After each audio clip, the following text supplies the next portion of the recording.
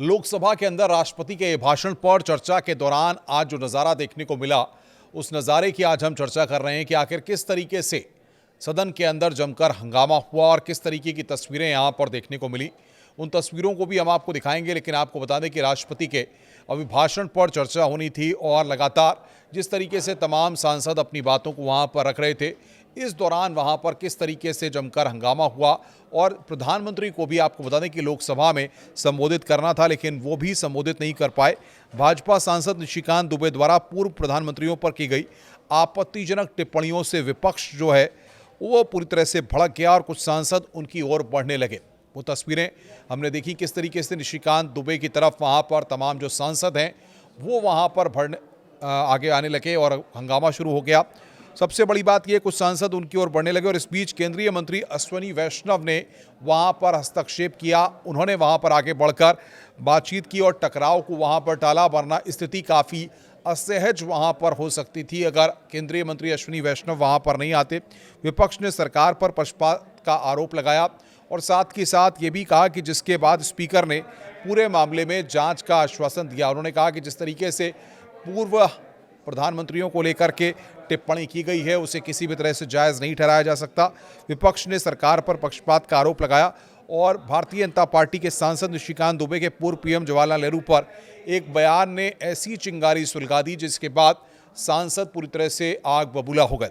आपको बताएं कि विपक्षी सांसद गुस्से में आ गए और उनकी ओर आगे बढ़ने के लिए आ गए, लेकिन बीच में केंद्रीय मंत्री अश्विनी वैष्णव ने किसी तरह से इस पूरे टकराव को टाला। गलियारे में तनाव पूरी तरह से बढ़ने लगा, शोर शराबा वहाँ पर होने लगा।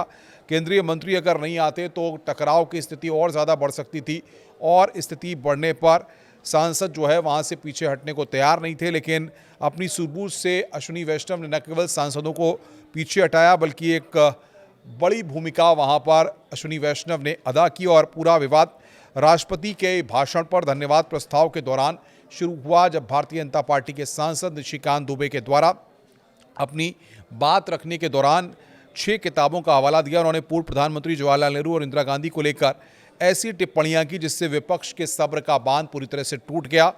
पीठासीन अधिकारी कृष्ण प्रसाद तिनाथी ने उन्हें टोकने की कोशिश की, लेकिन दुबे का आक्रामक अंदाज फिर भी लगातार जारी रहा।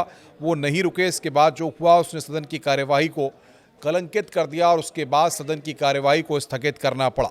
विपक्ष ने सरकार की पक्षपाती नीति का इसे प्रमाण बताया है और साथ ही साथ वायनाड सांसद प्रियंका गांधी ने भी सीधा हमला बोलते हुए सरकार विपक्ष की आवाज़ को दबाना चाहती है, ये भी आरोप लगाया। उसके बाद कहा, उनका आरोप था कि जब राहुल गांधी या विपक्ष का कोई सदस्य तथ्य रखता है तो उसे निलंबित कर दिया जाता है, उसको अपनी बात रखने का समय नहीं दिया जाता। लेकिन भाजपा सांसदों को सदन में 6-6 किताबें लेकर आपत्तिजनक बातें कहने को पूरी आज़ादी दी जा रही है। ये दोहरा मापदंड लोकतंत्र के लिए घातक है। इस तरह के आरोप कांग्रेस के नेताओं के द्वारा लगाए गए और भारतीय जनता पार्टी पर हमला किया गया है।